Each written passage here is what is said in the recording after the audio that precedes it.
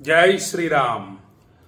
कुंभावती समविडंबा Glenn नवतुंब्या भवीण Savidha शंबाहुले यशसि बिंबाभिराम मुख संबाधितस्तन भरा अंबाकुरंग मदजंबाल रोचिरिहलंबाल कादिशतु मे बिंबाधरा विनत शंबायुधादि निकुरंबा कदंब विपिने। జై శ్రీరామ్. భక్తులందరినీ కాశీ నుండి ఆశీర్వదిస్తూ ఇది అంబాష్టకం. మన గురువుగారైనటువంటి ఆదిశంకర్లు మనకు అందించినటువంటి అద్భుతమైనటువంటి స్తోత్రం. ఆ కూర్పు చాలా అద్భుతంగా ఉంటుంది. ఇక కాశీలో కార్తీక మాస పూజలు అత్యంత వైభవంగా జరుగుతున్నాయి. నిన్న మీకు కార్తీక పౌర్ణమి సందర్భంగా అనేక హోమాలు, స్వయంభూ దేవతలకు పూజలు, వేద పారాయణలు, వేద పండితుల చేత అనేక పూజా కార్యక్రమాలు మొదలైనవన్నీ కూడా చేయటం జరిగింది. కాలభైరవ స్వామివారి అనుగ్రహంతో ఇంత పెద్ద కార్యక్రమాలు నిర్విఘ్నంగా కొనసాగుతున్నాయి. సామాన్యమైన విషయం కాదు.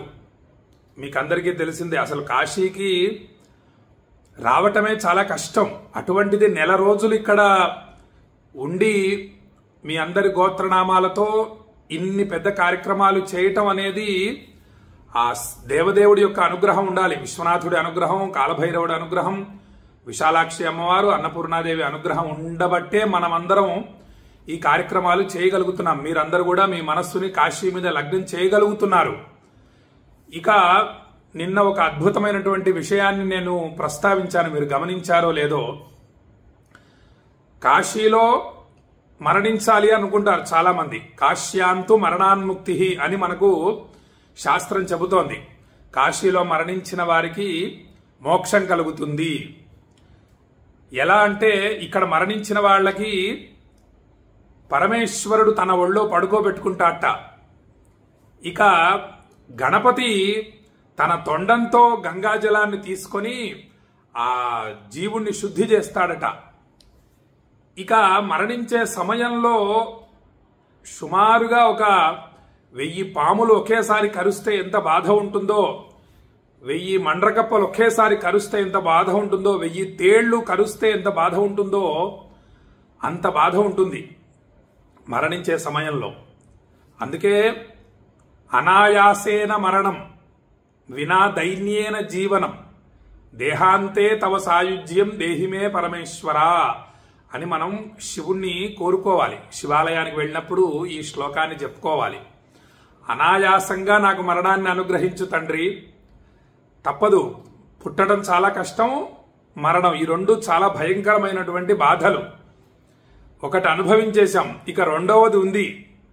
కాబట్టి చక్కగా నిండు నూరేళ్లు నన్ను చల్లగా చూడు, క్షేమంగా నిన్ను ఆరాధించేటటువంటి అదృష్టాన్ని అనుగ్రహించు. ఇక మరణ సమయం ఏదైతే ఉందో అప్పుడు నాకు అనాయాస మరణాన్ని అనుగ్రహించు అని చెప్పి శివయ్యను ప్రార్థించాలి. ఇక అలా మరణించే సమయంలో ఉండేటటువంటి బాధ తెలియకూడదు అని చెప్పి పార్వతీ అమ్మవారు తన పవిట కొంగుతో ఇలా విసురుతుందట. అది ఎంత కరుణ, అసలు అద్భుతం.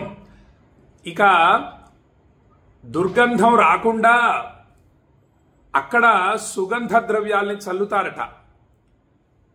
ఆ తర్వాత గణాలు, శివ గణాలు మొత్తం కూడా అనేక అద్భుతమైనటువంటి వాయిద్యాలు వాయిస్తారట.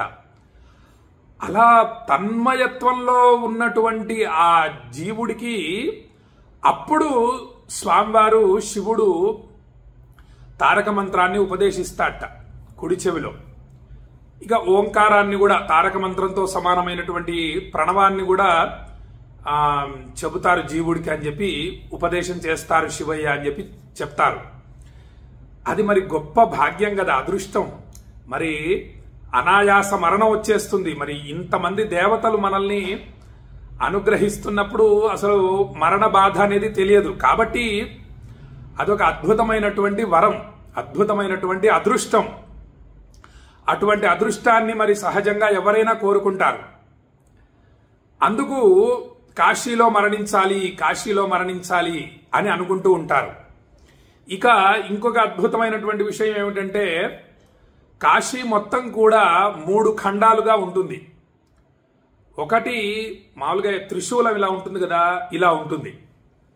మొట్టమొదటిది ఓంకార ఖండం, మధ్యలోది విశ్వనాథ ఖండం, ఇక ఇక్కడ చివర ఉన్నటువంటి త్రిశూలం మీద ఈ చివర ఉన్నటువంటి కొన మీదేమో కేదార ఖండం. నేను విశ్వనాథ ఖండంలో ఉంటాను స్వామికి దగ్గరగా. ఎందుకంటే అనేక పూజలు హోమాలు అన్ని కూడా చెయ్యాలి. విశ్వనాథుడి గుడికి దగ్గరగా ఉన్నామనుకోండి, స్వామి దగ్గరికి వెళ్ళి అభిషేకం చేయవచ్చు. కొంచెం కేదార ఖండం సుమారుగా 1 కిలోమీటర్ నుంచి 2 కిలోమీటర్ల దూరం ఉంటుంది. కాబట్టి నేను విశ్వనాథుడి ఆలయానికి దగ్గరలోనే ఈశ్వరానుగ్రహం అది వసతి దొరికింది. కాబట్టే నేను ఈ 4 రోజులు స్వయంభూ ఆ స్వామికి అభిషేకం చేయగలుగుతున్నాను. విశ్వనాథుడికి, విశాలాక్షి, అన్నపూర్ణ, కాలభైరవుడికి మొదలైన దేవతలకి. నేను అంటే నా ఉద్దేశం ఏమిటంటే వెళ్ళి ఇక్కడ ఇటువంటి క్షేత్రానికి వచ్చినప్పుడు భక్తుల గోత్రనామాలు విశ్వనాథుడి ఆలయంలో చదివి, వీలైనంత దగ్గరగా స్వామివారికి ఆలయ ప్రాంగణంలో కూర్చొని చదివి స్వయంభూ దేవతలకు పూజలు చేయాలనేది నా సంకల్పం. అంటే కాశీలో ఎక్కడ ఏ పూజ చేసినా విశేషమే. ఒక చిన్న పుట్టమన్నుతో చేసినటువంటి శివలింగానికి అభిషేకం చేసినా కూడా అది విశ్వనాథుడికి చెందుతుంది. అయినా కూడా నా భావన ఏమిటంటే ఈ కాశీలోనే కాదు, ఎక్కడికి వెళ్ళినా సరే, కేదార్నాథ్ వెళ్ళినప్పుడు సాక్షాత్తు కేదార్నాథుడికి అభిషేకం చేశాను. ఇక బద్రీనాథ్లో బద్రీనారాయణ స్వామి వారికి ఆ యొక్క పూజారులకు పుష్పాలు, తులసి దళాలు మొదలైనవి ఇచ్చాను. భక్తుల గోత్రనామాలతో పూజలు చేయించాను. కాబట్టి స్వయంభూ దేవతలకు పూజలు చేయాలనేది నా సంకల్పం. అందుకు నేను విశ్వనాథ ఖండంలో స్వామివారి ఆలయానికి దగ్గరగా ఉంటాను. నేను రోజుకొక 3-4 సార్లు వెళ్ళి స్వామిని సేవించవచ్చు, భక్తుల గోత్రాలు అక్కడ చదవవచ్చు దగ్గరగా ఉంటే. అందుకు ఈ విధంగా ఉంటాను. ఇక ఓంకార ఖండం, విశ్వనాథ ఖండం, ఈ 2 ఖండాల్లో మరణించిన వాళ్ళకి భైరవ దండన ఉంటుంది. ఆ తర్వాత మోక్షం లభిస్తుంది. కేదార ఖండం విశేషం ఏమిటంటే అక్కడ మరణించిన వాళ్ళకి భైరవ దండన ఉండదు. అది వరం ఇచ్చారు స్వామివారు. భైరవ దండన కూడా లేకుండా మోక్షాన్ని అనుగ్రహిస్తారనమాట. అందుకు అందరూ కూడా కేదార ఖండంలో మరణించాలి, కేదార ఖండంలో ఉండాలి, కేదార ఖండంలో ఉండాలని అనేక మంది తపిస్తూ ఉంటారు. అక్కడ మరణించిన వాళ్ళు కూడా ఉన్నారు చాలా మంది.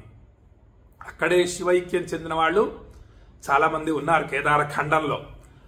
అందుకు ఈ విధంగా 3 ఖండాలలో మరణించిన వాళ్ళకి మోక్షం కలుగుతుంది. మోక్షం అనేది మనిషికి చాలా ముఖ్యమైనది. ఇప్పుడు దృష్టి చాలా మందికి దాని మీద ఉండటం లేదు. కానీ మరి శాస్త్రాలు, పురాణాలు అన్నీ కూడా పూర్వం ఉన్నటువంటి మహానుభావుల చరిత్రలు మనం గమనిస్తే అందరూ కూడా మోక్షం గురించి ప్రయత్నించిన వాళ్లే. ఇప్పుడు వాళ్ళకి మోక్షం కావాలి అనుకుంటారు, కానీ ఆ మోక్షం కన్నా ముందు అష్టైశ్వర్యాలు కావాలి. ధన, కనక, వస్తువాహనాలు. సరే, ఇహంలో సుఖాలు అనుభవించాలనుకోవడం ధర్మసమ్మతమే. అందుకే ధర్మంతో కూడిన అర్థాన్ని సంపాదించాలి, ధర్మంతో కూడిన కామాన్ని అనుభవించాలి. అప్పుడు మోక్షం కలుగుతుంది. ధర్మ, అర్థ, కామ, మోక్షాలు 4 గద చతుర్విధ ఫల పురుషార్థాలు. కాబట్టి ఆ విధంగా ధర్మ, అర్థాల్ని, కామాల్ని కావాలనుకోవడం తప్పు కాదు. కానీ దృష్టి మోక్షం మీద ఉండాలి.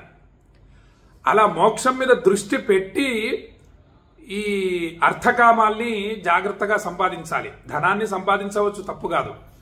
ఇక అనేక సుఖాల్ని అనుభవించవచ్చు. ఒక చక్కని ఇల్లు కట్టుకొని ఉండాలనుకోవడం ధర్మసమ్మతమే. ఒక చక్కని కారు ఉండాలనుకోవడం ధర్మసమ్మతమే. ఇంట్లో పనివాళ్లు ఉండాలి, సేవకులు ఉండాలనుకోవడం ధర్మసమ్మతమే. ఇవన్నీ కూడా అనుభవించాలనుకోవడం ధర్మమే.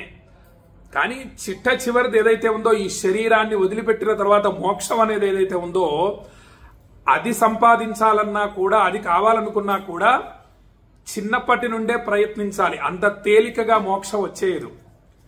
కాబట్టి అటువంటి దుర్లభమైనటువంటి మోక్షం కావాలంటే జాగ్రత్తగా కాశీలో సాధనలు, అనేక సాధనలు జాగ్రత్తగా చెయ్యాలి.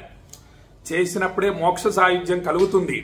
అనంతమైన పుణ్య ఫలం ఉండాలి, పుణ్య రాశి. అప్పుడే మరి శివుడు ఒళ్ళో పడుకోబెట్టడం అంటే ఎంత విశేషం.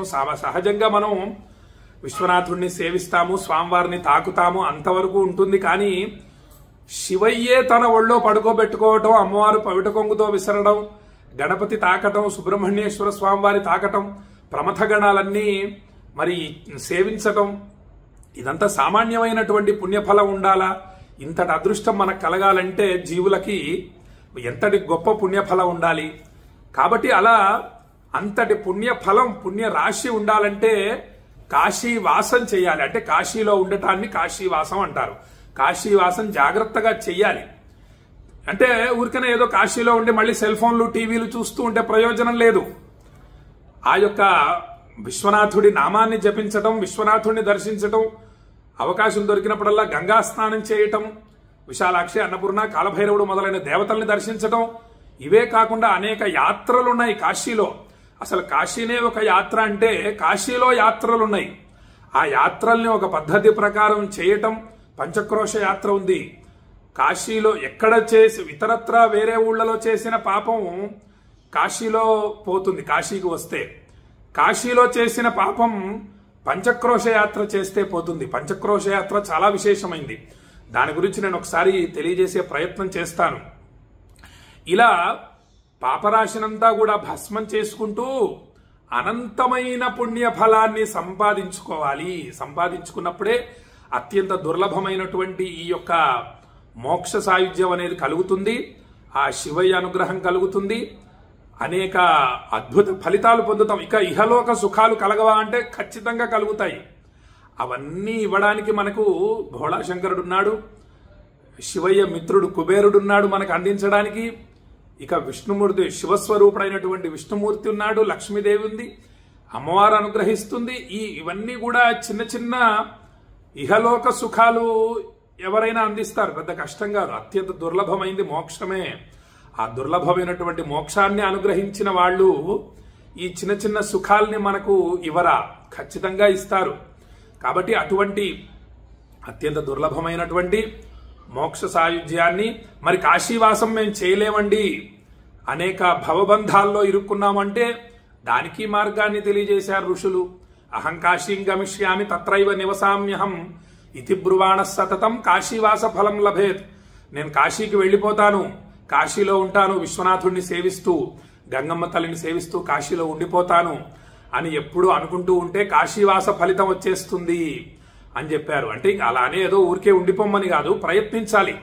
సంవత్సరానికి ఒకసారి కానీ, 2 సంవత్సరాలకు కానీ, 3 సంవత్సరాలకు ఒకసారి కానీ కాశీకి వచ్చి కనీసం ఒక 9 రోజులన్నా ఉండేటందుకు ప్రయత్నించాలి. ఆ తర్వాత 9 నెలల 9 రోజులు ఉండేటందుకు ప్రయత్నించాలి. అలా మనం ప్రయత్నిస్తూ అడుగులు వేస్తూ ఉంటే, మొన్న చెప్పాను కదా, కాశీకి వెళ్ళాలని చెప్పి కాశీకి ప్రయాణమై గడప నుండి కాలు బయట పెట్టగానే 3 జన్మల పాపరాశి భస్మమైపోతుంది.